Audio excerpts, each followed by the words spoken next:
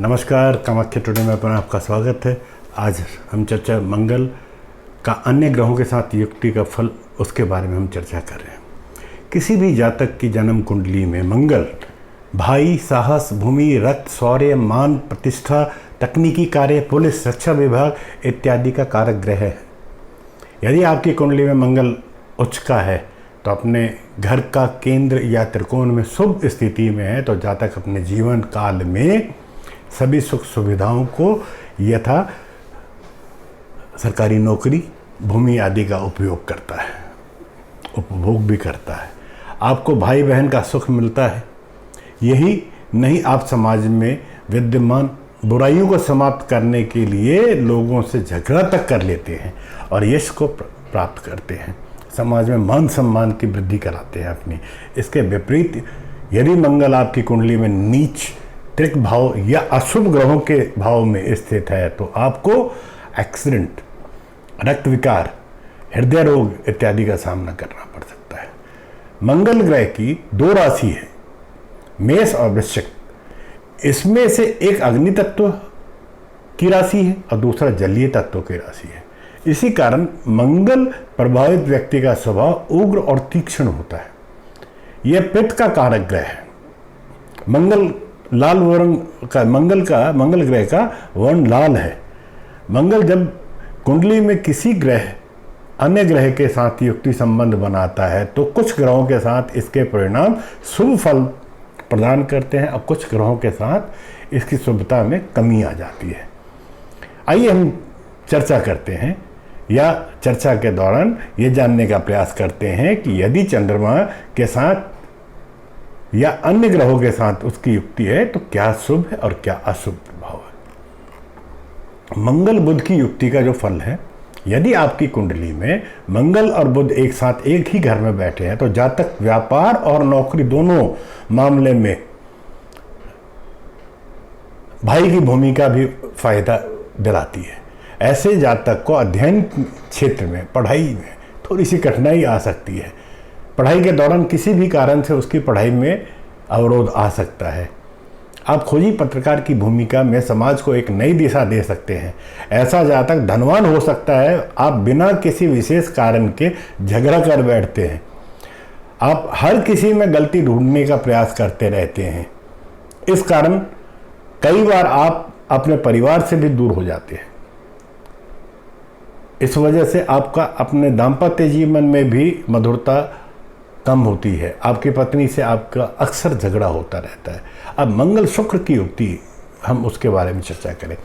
यदि आपकी कुंडली में मंगल शुक्र एक साथ एक ही घर में बैठे हैं तो आपका झुकाव विपरीत लिंगी, अगर स्त्री है तो पुरुष की तरफ और पुरुष है तो स्त्री की तरफ जातक का झुकाव होगा। जीवन में किसी न किसी से प्रेम अवश्य करेंगे तथा प्रेम यौन सुख का आनंद भी लेंगे, परंतु कई बार इस कारण आपकी बदनामी भी होगी। आप प्रेमी के रूप में जाने जा सकते हैं। ऐसा जातक घर से सुखी संपन्न होता है। आपको भूमि, भवन, गाड़ी सबका सुख मिलता है। यदि मंगल शुक्र का योग अशुभ स्थान पर बन रहा हो तो प्रेम और दाम्पत्य दोनों में ही आपको कष्ट का सामना करना पड़ेगा। आप अपने पत्नी से बहुत प्रेम करेंगे। अब मंगल सूर्य की युक्ति का फल हम जानते हैं। ऐसा जातक स्वाभिमानी होता है। ऐसे व्यक्ति को तकनीकी पढ़ाई के साथ में मैनेजमेंट कोर्स भी करता है। आप पढ़ाई के लिए हमेशा जागरूक रहेंगे। आप धार्मिक उपासक तथा साधक भी हो सकते हैं। आप क्रोधी होंगे परंतु बाद में अपने ज्ञान चक्षु से तुरंत अपने आप को शांत भी कर लेंगे। कई बार आपको समझना लोगों के लिए बहुत मुश्किल हो जाता है। आप अध्यापन कार्य करेंगे। आप किसी के साथ बहुत शीघ्रता से मेलजोल पाते हैं, मेलजोल बढ़ा लेते हैं, परंतु ये आपके लिए उचित नहीं है। आप अपने जीवन में किसी की भी दखल अंदाजी बर्दाश्त नहीं कर सकते। अब आपको मंगल और शनि की युक्ति का फल भी बता देते हैं। यदि आपकी कुंडली में मंगल और शनि एक साथ एक ही स्थान पर बैठे हैं तो आप झगड़ालू प्रवृत्ति के आदमी होंगे। आपका काम तकनीकी स्तर पर होना चाहिए। आप इंजीनियर की परीक्षा में सफल हो सकते हैं। आप इंजीनियर हो सकते हैं। टेक्निकली आपके पास एक अलग से नॉलेज आपके पास होगी। हालांकि आपके काम करने में कठिनाइयाँ बहुत आएंगी, आपका जीवन संघर्ष में होगा, आपके अपने कार्य के प्रति आपका उतावलापन देखने को मिलता है। इस योग में या इस योग के जातक का शत्रु तो होता ही होता है, परंतु वह शत्रुओं का नाश करने में सक्षम भी होता है। अब मंगल और राहु की युक्ति, जन्म कुंडली में मंगल राहु की युक्ति अंगारक योग का निर्माण करता है। ऐसा जातक बहुत ही चालाक होता है और धोखेबाज धूर्त भी होता है। जहां मंगल शत्रु साहस और पराक्रम का कारक है, वहीं राहु चालाकी धोखा का कारक है। ऐसे जातक, इसी कारण से ऐसे व्यक्ति कठोर, दुस्साहसी, अति क्रोधी और षड्यंत्रकारी के रूप में दृष्टिगोचर होते हैं। यदि यह योग सप्तम भाव में है तो जीवन साथी के साथ उसका मतभेद हमेशा ही बना रहेगा। ऐसे जातक को गुस्सा बहुत आता है और बिना विशेष सोच विचार के वो बोल बैठता है। अब हम बात करेंगे मंगल और केतु की युक्ति का। जिस भी जातक की जन्म कुंडली में मंगल केतु से युक्ति बनाकर एक स्थान पर स्थित हो तो ऐसा जातक आध्यात्मिक विचारों से परिपूर्ण और उसमें रुचि रखने वाला होता है। आप साधु सन्यासी से विशेष रूप से प्रभावित होते हैं। आपके घर में कोई ना कोई सन्यासी आपके परिवार में हो सकता है। आप मुक्ति का मार्ग खोजते खोजते अपना संपूर्ण जीवन पूर्ण कर लेते हैं। ऐसे जातकों के पास खेती के लिए पर्याप्त भूमि होती है। आप पुलिस विभाग में भी नौकरी कर सकते हैं। अब हम बात करते हैं चंद्र मंगल योग धन प्रदायक। जिन जातकों की कुंडली में चंद्र और मंगल योग होता है उनको हम कहते हैं धन प्रदायक या महालक्ष्मी योग। जन्म कुंडली में ज्योतिषियों द्वारा 2, 3, 4 या 5 ग्रहों के योग फल को बहुत अधिक महत्व दिया जाता है। जब 2 या 2 से अधिक ग्रह एक राशि में स्थित होते हैं तो उस अवस्था को युक्ति कहते हैं। और जब 2 या 2 से अधिक ग्रह एक दूसरे के आमने सामने हो अर्थात 7वें स्थान पर स्थित हो तो उसको हम प्रतियुक्ति कहते हैं। शुभ ग्रहों की प्रतियुक्ति शुभ फल प्रदान करता है और अशुभ ग्रहों की अशुभ स्थानों की प्रतियुक्ति अशुभ फलों को प्रदान देता है। ज्योतिषियों के अनुसार या हमारे शास्त्रों के अनुसार अब हम चंद्र के ऊपर विचार करेंगे। पृथ्वी के सबसे निकटतम और तीव्र गति का ग्रह होने के साथ साथ चंद्रमा मानव जीवन पर पूरा प्रभाव देता है। चंद्रमा मन का कारक है।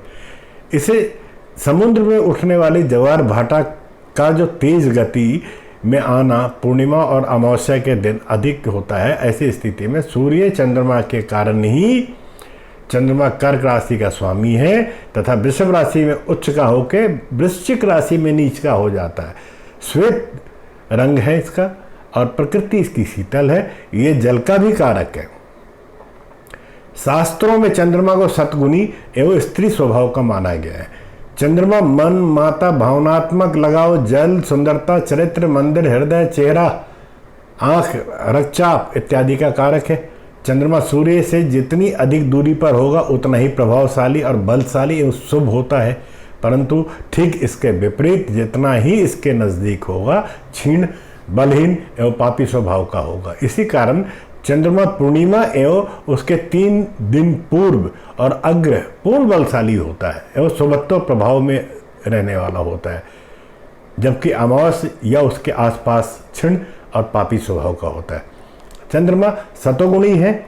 यदि चंद्रमा किसी जातक की कुंडली में दुष्प्रभावों से युक्त मुक्त अर्थात शुभ प्रभाव में है तब जातक में सत्वगुण प्रकट होते हैं और वह तदनुसार आचरण करता है। ये सभी क्रियाएं ग्रहों के गति के अनुरूप बदलती रहती है। चंद्रमा का प्रभाव हमारे जीवन में तरल रूप से स्थित होता है, जिनमें मन, कफ, रुधिर, माई आंख, भावनाएं, मनोवैज्ञानिक समस्याएं एवं माता प्रमुख महत्वपूर्ण है। अब हम मंगल के ऊपर भी विचार कर लेते हैं। किसी भी व्यक्ति के जन्म कुंडली में मंगल भाई, साहस, सामर्थ्य, भूमि, रक्त, शौर्य, मान, तकनीकी, पुलिस, रक्षा विभाग इत्यादि का कारक ग्रह है। मंगल का वर्ण रक्त वर्ण का है। ये उष्ण प्रवृत्ति, उष्ण तत्व अग्नि तमोगुनी तथा पुरुष जाति का ग्रह है। यह 2 राशि का स्वामी है, मेष और वृश्चिक का। मेष राशि इसकी मूलतः त्रिकोण राशि है। मकर राशि में यह उच्च का होता है, कर्क राशि में नीच का माना गया है। मंगल को प्रभावित करने का स्वभाव उग्र व तीक्ष्ण होता है। यदि आपकी कुंडली में मंगल उच्च का है और अपने घर या केंद्र या त्रिकोण में शुभ स्थिति में है तो आप जीवन में अपने सभी सुख सुविधाओं को, मान प्रतिष्ठा, यश, भाई बहन, सरकारी नौकरी, भूमि इत्यादि का उपभोग करेंगे। इसके विपरीत अगर मंगल आपकी कुंडली में नीच या त्रिक भाव या शुभ ग्रहों के प्रभाव में है तो आपको एक्सीडेंट, रक्त विकार, हृदय रोग इत्यादि का सामना करना पड़ेगा। मित्रों, आज यहाँ पे विराम देता हूँ चर्चा को। अगले वार्तालाप में किसी अन्य ग्रह पर चर्चा करेंगे। जय मां कामाख्या।